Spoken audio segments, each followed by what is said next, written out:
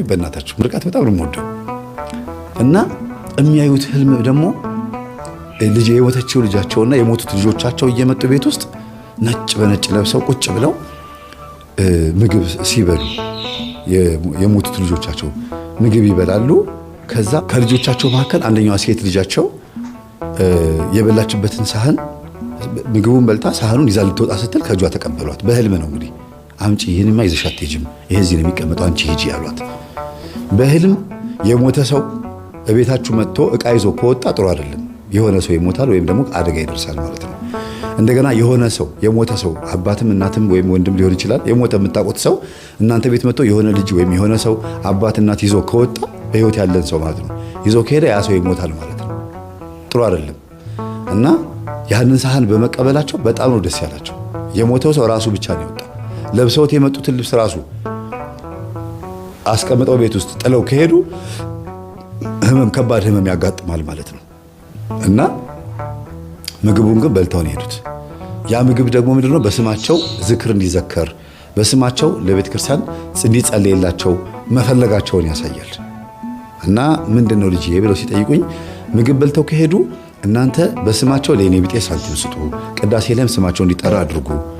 ይሄ ነው በሞቱት ልጆች ሰምቻለሁ ስታስተምር አቡነ እስትንፋሰ ክርስቶስ ምናምን ስትል ሰምቻለሁ። ልጆቼ ማሰብ አለብኝ ማለት ነው። አዎ የገደለ ቦት እኮ ዛር ነው አልኳቸው። አዎ ልጄ በቃ ታዲያ ሳህኑ ሳሉ ሳህኑ ደግሞ እንግዲህ ወይ እርሶ ወይ ማን እንደሆነ አይታወቅም፣ ብቻ ወይ ከባድ ህመም ወይ ደግሞ ሞት ሊመጣ ነበረ። ሳህኑን ባይቀበሏት ኖሮ ሞት ይመጣ ነበረ፣ ግን ተተፍተዋል ማለት ነው አልኳቸው። ይገርማል። እውነትህን እኮ ነው ልጄ። ትናንትና እየበላሁኝ ይዞኝ ሊሄድ ነበር ትን ብሎ ልሞት አሉ። በቃ ከሞት የተመለስኩት አሉ ብዬ ነው። በቃ ውሃ ሲጠጡ አየር ቧንቧቸው ላይ ገባ እና አንዳንዴ የምትሉት ነገር አለ አይደል? የሆነ ፍን አልኳቸው። በቃ ከሞት የተረፍኩት አሉ እና ያንን ነው በህልማቸው ያዩት። እና ማል ሊሆን እንደሚችል እንግዲህ ያለ ቀናቸው ሊወስዳቸው የነበረ መንፈስ ነበረ። ያንን ደግሞ እግዚአብሔር አስጣላቸው ማለት ነው። በእርግጥ ቆርበዋል፣ ምንም የሚያሰጋቸው ነገር የለም። ግን የልጅ ልጃቸውን ሰርግ ሳያዩ መሞት አይፈልጉም። እና የተፈጠረውን ነገር በሙሉ ደግሞ ወንድምየው ሰምቶ እኔ ጋር ደወለና መምህር እናቴን አስቆረብክልኝ አለኝ። አዎ እኔም እዚህ ከሆኝ ልቆርብ ነው አለኝ። ቆረብ በቃ አልኩት እና ያው መስከረም 1 ቀን ቆረበ። እዛ ውጭ ሀገር መስከረም 1 ቀን ቆረብ አልኩት። ከዛ ደግሞ እንደገና መስገድ መጸለይ ጀምሮ ምናምን አንዲት ሴት ተዋውቃት አዲስ ጓደኛዬ ነች፣ ስላንተ ትምህርት ስነግራት ትምህርትህን ታውቃለች አለኝ። ዋው ይመች በቃ በጣም ደስ ይላል አልኩት። ተዋወቅኳት። መምህርዬ እኔ ስፈልግ ያላገኘው አሁን ቅርብ ጊዜ ያወቀህ ሰውዬ በዚህ 6 ወር 5 ወር ውስጥ ያወቀህ ሰውዬ ያስተዋውቀን አለችኝ። እኔ እኮ 4 ዓመቴ ነው ሳቅህ አለችኝ። በቃ ተገናኘን፣ ምን ችግር የለውም፣ ይሄ ልጅ ተንከባከቢው፣ ታሪኩ እንደዚህ ነው ምናምን ብዬ ስነግራት አውቃለሁ፣ ሁሉ ነገር አውቃለሁ አለችኝ። እንደው በማርያም መታችሁ እዚህ እንጦጦ ማርያም ነው የምትጋቡት አልኳት። እንዴት እንደዛ አልክ አለችኝ። አይ እናቱ ስለሱ ነግረውኛል፣ እዚህ አዲስ አበባ እያለ እንጦጦ ማርያም ሄዶ ሳይሳለም በሳምንት 1 ቀን ሳይሳለም አይውልም ብለውኛል አልኳት።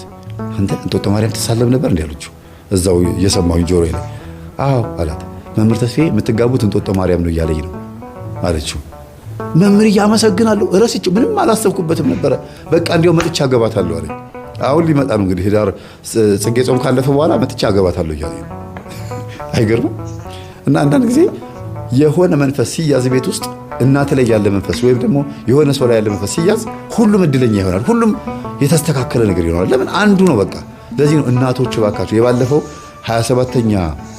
127ኛ ገጠመኝ ላይ እናቶች አባቶች እባካችሁ ንስሐ ግቡ ብዬ ጽፌያለሁ። አልከሰር አይታችሁታል? ወድጄ አይደለም በምክንያት ነው ይሄን የምለው። የእናትና የአባት ንስሐ መግባት፣ የእነሱ መጠመቅ፣ የእነሱ መስገድ፣ መጾም፣ መጸለይ፣ የእነሱ መቁረብ ለልጆቻቸው ሰላምና ደስታ ነው። ልጆቻቸውም ደግሞ አብረው የሚሰግዱ ከሆነ ነው ታዲያ እንጂ እነሱ ላይ የነበረው መንፈስ ደንብሮ ልጆቹ ላይ ከሄደ ደግሞ ይጎዳቸዋል። ስለዚህ እኩል ነው መሆን ያለበት። አያችሁ፣ ይሄ ልጅ ውጭ ያለው ልጅ ልጅቷ እናትየው እኩል ስለተባበሩ ቤቱ ስኬታማ ሆነ ባንዴ እና በጣም በቃ ደስ የሚሉ ሰዎች ሆኑና እኔ ራሴ ዝም ብዬ ቀኑን ሳስበው የተዋወቅንበትንና ነገሩ የተፈጸመበትን ቀን አሁን ደግሞ ሳስበው በአጭር ጊዜ ውስጥ የተለወጠ ቤተሰብ እንደዚህ ቤተሰብ አላየሁም። ልጅቷ ደግሞ ቶሎ ነው ግልብጥ ያለችላቸው። በአንድ ቀን ሰምታ ሌሊቱ ሙሉ ስታዳምጥ አድራ ጠዋት ጸበል ሄዳ በቃ ባንዴ ጸሎት ክፍል ሰራች። መኝታ ክፍሏን አልጋውን አውጥታ ጸሎት ክፍል ሰራች። ለመጀመሪያ ጊዜ ቤታቸው ውስጥ መጸለይ የጀመረችው መኝታ ክፍሏ ውስጥ ነው ልጅቷ። እና በጣም እየተጋች በጣም እየሰገደች ነሐሴ 16 የፍልሰታ የእመቤታችን ፍልሰታ ፍስግ ጊዜ ላይ ማለት ነው የዛር መንፈስ ተያዘላት ማለት የዝሙት መንፈስ ይቅርታል የዝሙት መንፈስ ጮኸ አቃጠለችና ማበጎር ብሎ ጮኸ ቤት ውስጥ። ከዛ እንዲህ ብሎ ይነሱ እሳቸው እንደምንም ብለው ወልቻራቸው ላይ ሄደው እንደምንም ብለው ሄደው ወደ እሷ መኝታ ክፍል ደግሞ መግባት አይችሉም። እንትን ኮሪደሩ ላይ በሩ ላይ እንትን ጣውላ ነገር አለ። ከዛ በሩን ከፍተው በስላሴ ዝም ይሻሉ አተ ልጄ ልቀቅ። እሷ አልጋ ላይ ሆና የምትንፈራፈረው ምክንያቱም እዛው መኝታ ክፍሏ እዛው አልጋው ነው። ከዛ ልጄ ልቀቅ። ምን አባክ ማን አንተ? በቃ ተያዝኩኝ፣ ቅዱስ ሩፋኤል ያዘኝ፣ ቅዱስ ሩፋኤል ያዘኝ፣ የዝሙት መንፈስ ነኝ፣ ቅዱስ ሩፋኤል ያዘኝ ብሎ ረለ በቃ የቤቱ ባለውለታ ይሄን ቤት ሲጠብቅ የነበረው እሱ ነው ብሎ ጮኸ። ታዲያ የቤቴ ባለውለታ ከሆነ ልጆቼ ለምን ወሰደብኝ ብለው እሷ ትጮኻለች፣ እሳቸው እዚህ ያለቅሳሉ። ልጆቼ ለምን ወሰደብኝ ይላሉ እንዴ። ከዛ ወደ ልቧ ስትመለስ እያለቀሱ ነው። ማይ ምን ሆነሻል? አይ ቅዱስ ሩፋኤል አንቺ ጋር ያለውን ሲያንደፋደፋ አይቼ ደስ ብሎኝ ነው። እንደገናም ደግሞ የቤቱ ባለውለታ ነው ሲል የቤቱ ባለውለታ ከሆነማ ልጆቼ ለምን ሞቶብኝ ብዬ ነው። እማዬ እንዴ ልጆቼ ሞቱት ምንም እንኳን በመንፈስ ቢሆንም ልጆችን ግን ገነት አስገብቷቸው ሊሆን ይችላል አይታወቅም። ጸልይ ብላ ልጅቷ ወደ ራሷ ተመልሳ እናትየዋን አባብላ እንደገና መልሳ በዊልቸር እየገፋች ወደ ነበሩበት አስቀምጣቸው እናቷ ገዛው ከአያቷ ጋር ጠቅልል ብላ አንድ ሶፋ ላይ ተኝተው አደሩ። በቃ ለመጀመሪያ ጊዜ አብረው አደሩ እናትና አያት አያትና የልጅ ልጅ ለመጀመሪያ ጊዜ። እና ከእንቅልፏ ስትነሳ እናቴ ማን እንደሆነች ባላስታውሳትም ግን እኔን ከምትመስል ሴት ጋር ሳወራ ነበር አለች። እናትሽ እና ያየሽው ምን አለች? እኔ እንጃ ማውራውን አላስታውስም፣ ብቻ ሳወራት ነው ያደርኩት። ታወራኛለች፣ ተናዳ ተበሳጭታ ነው የምታወራኝ። እናወራለን፣ ጎሬው ግን ምንም ትዝ አይለኝም አለች። በይ ጸልይላት፣ ለኔ ለምንድን ነው የማትጸልይልኝ ያለችሽ ነው። ጸልይላት በቃ አንድ እናትሽን ነፃ የምታወጪው የሞተችውን በምን እንደሆነ የሚታወቀው ስትጸልይላት ነው ብለው ነገሯት። ከዛ 7 ቀን ሱባኤ ገባች። መቼ? አሁን ጾም ቀጥማን ነው መስከረም ከመጣ በኋላ ከመስከረም በኋላ 7 ቀን ቤቷ ውስጥ ሳትወጣ ሱባኤ ገባች። ፍቅረኛዋ መጥቶ እስኪያጣት ድረስ አይ ሱባኤ ገብታ ነው ተው ዝም በላት የእናቷን ነገር ሱባኤ ገብታ ነው ሲባል፣ ከዛ 6ኛው ቀን ላይ ህልም አየች። ጻፈችው። ህልሙን ቴክስት አደረገችልኝ። ሱባኤ ላይ ሆነች ስልክ አትያዢ መምህር፣ ሱባኤ ላይ ነኝ 6ኛ ቀን ነው ስትለኝ ጊዜ ስልክ እንዳትይዢ ስልኩን አስቀምጪ። ሱባኤ ላይ ሆነ ስልክ አይያዝም፣ ጸሎት መጽሐፍና ስግደት ከዛ መተኛት ማንበብ መተኛት እንጂ ስልክ እንዳትይዢ አልኳት። እሺ ብላ ሱባኤዋን ስትጨርስ ህልሙን ስትጨርስ ፈታሁላት። ያየችው ህልም ምንድነው? እናቷ በመርፌ እንትን ልብስ እየሰፋች የተቀደደ ልብሷን እየሰፋችላት የማንን የልጅ ሱባኤ የምትገባው ልጅ እየሰፋችላት። ከዛ ግን እንዲህ አርጋ መርፌው ስትመዘው በዛ በኩል ክሩ ይወጣል። ክሩ መርፌው ክር የለውም እና ከዚህ ተሰፋለች ከዚህ ተረተርባታል። መጨረሻ ላይ እጇን ስትወጋው ብላ ደሟን ብላ እንደዚህ ደሟን ስትመጥ ነው የነቃችው ልጅቷ እናቷ እንደዛ ስትሆን። እና እንደዚህ ነው ያየኋት እናቴን። እኔ ደግሞ ጭጭ ሆኜ ህፃን ሆኜ ነው ያየሁት ጊዜ። አይ በቃ አልሆን ኑሮ አልሆንልሽ ብሏት ወይ ራሷን አጥፍታ ሊሆን ይችላል ወይ ደግሞ የተጎዳችው ተናዳ ተበሳጭታ ሊሆን ይችላል። ራስን መውጋት ማለት በራስ ላይ ችግር ማምጣት ማለት ነው። የዝሙት መንፈሱም እንግዲህ ስትዘል እናቷን ስታስቸግር ዛም ስትል ምን ስትል ያመጣችው ነገር ይሆናልና ኤችአይቪም ሊሆን ይችላል ወይ ሌላ ካንሰር ወይ ነገር የሆነ ነገር ገሏት ነው የሚሆነው። እናትሽን ግን የሞተችው በራሷ ጥፋት ነው። በራሷ ጥፋት ብትሞትም ደግሞ አሁን ደግሞ አልተመቻትም። ስለዚህ ጸልይልኝ እያለችሽ ነው። በዚህ ስትሰፋው በዚህ በኩል ከተቀደደባት ምንም ሳይሆንላት ነው የሞተችው ሳይሳካላት። እንደገና ራሷን ከወጋች ደግሞ በራሷ ጥፋት የሞተችው ብዬ ደጋግሜ ነገርኳት አለችና ስለዚህ ለእናቷ እየጸለየች እየሰገደች አሁን ይኸዋለች ማለት ነው። እናቷ እንድትድንላት እየሰገደች ነውና እናቷ ሂሩተ ስላሴ ትባላለች። ሂሩተ ስላሴን በጸሎት አስቡላት። እቺኛዋ ልጅ ደግሞ አስካለ ወለተ ማርያም፣ እናትየው ደግሞ አስካለ ማርያም ይባላሉ። የልጁን የክርስትና ስም አላውቅም፣ ብቻ እነዚህ በጸሎት አስቧቸው። የእግዚአብሔር ስም የተመሰገነ ነው። የዝሙት መንፈስ ከእናት ወደ ልጅ ሲሻገር አያት ቁጭ ብለው ሁለቱንም የዝሙት መንፈስ ዘመን አዩት። ሁለቱንም የዝሙት መንፈስ ዘመን የልጃቸውም መንቀሽቀሽ ተይ እያሏት ያኔ የዛሬ 20 ምናምን ዓመት ዝም ብሎ በቃ ስትለምናቸው ማየ ዛሬ ላድር ነው ስትል ረፊ ልጅ እያሉ ሲለምኗት ዲቃላ ይዛባቸው መጣች። እንደገና እቺኛም ደግሞ ልጅቷ ተወለደች። ይቅርታ ዲቃላ በማለት ይቅርታ ቃላቱ አይመጥናትም ለዚች ልጅ። ግን ይቺኛዋ ልጅ ያላባት አደገች ማለት ነው።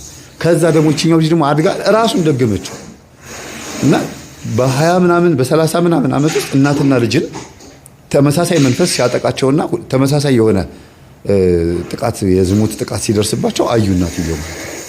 እሳቸውም ደግሞ የሰንገላ መንፈስ ያለባቸው እንዴት እንዳደረጋቸው አረቄ ራሱ ያቆሙት የኛን ትምህርት ሰምተው ነው። አረቄ ገና ከመቆረባቸው በፊት እንዴው ስለ አረቄ ስለ ሰንገላ ስትናገር እኮ ሰማሁኝ፣ ገረመኝ አሉ። ውጭ ሀገር እኮ ልጄ እኮ ሲጋራ ያጨስ ነበር፣ መጠጥ ይጠጣል፣ ይሰክራል።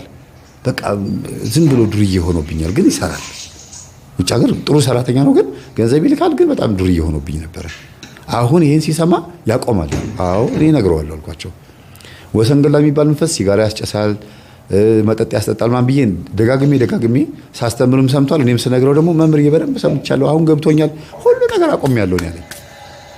ይኸውላችሁ ብዙ ጊዜ የመጽሐፍ ቅዱስ ጥቅስ ብቻ አይደለም የሚጠቅመው፣ መረጃ ማወቅም፣ መረጃና ማስረጃ አንድ ነገር ሚስጥሩን መርምሮ ማወቅም ይጠቅማል።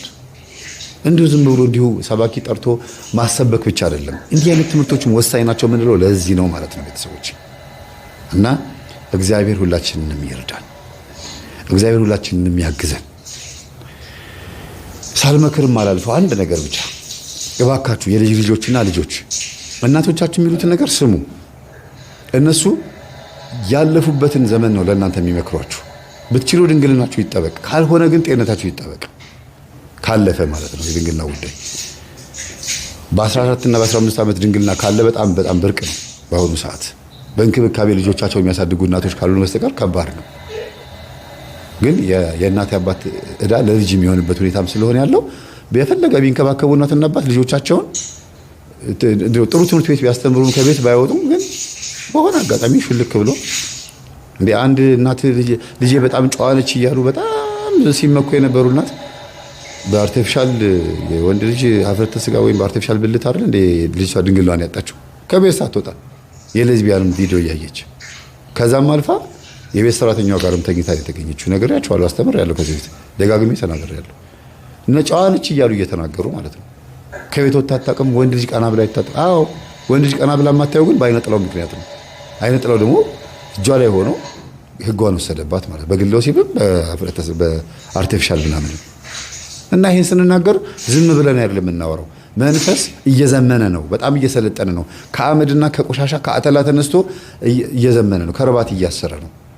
ድሮኛ እንደምናስበው ጓሮ ላይ ጠራራ ፀሐይ ላይ ወንዝ ላይ ልክፍት ነው ምናምን እንደዚህ አይደለም። ሰይጣን በጣም ሲዩት ሆኗል፣ በቃ ስማርት ሆኗል፣ የሚገርም ሆኗል። በቃ ከሰዎች ጋር አብሮ ሰልጥኖ ተምሯል። እንዴት አድርጎ ሰው እንደሚሞት እየቀመመ ባዮሎጂካል ዋር ጀምሯል። ብሬን ወሽ ማድረግ የሚችልበትን ሲስተም አውቆታል። እንዴት ማይንድ ኮንትሮል እንደሚያደርግ ሰዎች እንዴት እንደሚቆጣጠራቸው አይምሮ እንዴት እንደሚያጠብ ሰዎች እንዴት አድርጎ ሙልጭ አድርጎ ከዘር ማንዘራቸው አጽድቶ በፈቃዳቸው እንዲሞቱ። ድንገት እኮ ከሞቱ እኮ ድንገት እግዚአብሔርም ሊያድናቸው ይችላል እኮ።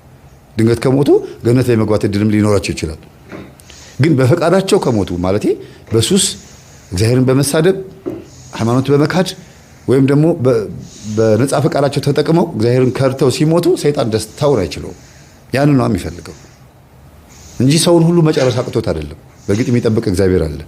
ግን ሰው ሁሉ አሁን እንደምታዩት አጋንንት እንደሰፈረበት ዓለምን እንደምታዩት ብዙ እልቂት ሊኖር ይገባል። አሁን አታዩም? እንኳን መስከረም 21 የእመቤታችን ቀን ሸንኮራ ምንጃር ሸንኮራ የሚባል ማርያም ቤተክርስቲያን ለንግስ ሄደው 30 ምናምን ሰው 35 ነው 30 ምናምን ሰው ለግንባታ ተብሎ የተገነባ እንጨት ወድቆባቸው ሞቱ ተባለ። ለንግስ ነው ሄዱት። በርግጥ ማርያምን ብለው ነው ሄዱት። እሺ ከዛ ውስጥ ንስሐ የገባ ስንት ሰው ነው? ቅዱስ ቁርባን የተቀበለ ስንት ሰው ነው?